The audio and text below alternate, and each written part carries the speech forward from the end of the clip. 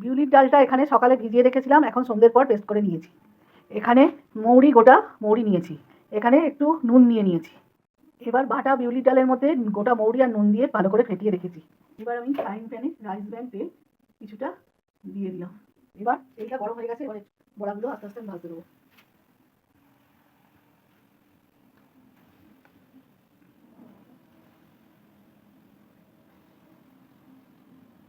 বড়াগুলো এক পিঠ ভাজা হয়ে গেছে, এক এক করে বড়াগুলো উল্টে দেবো।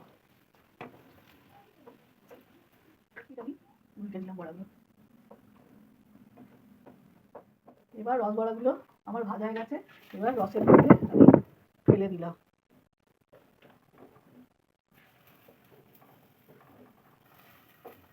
ব্যাস আমার তৈরি হয়ে গেল রস বড়া।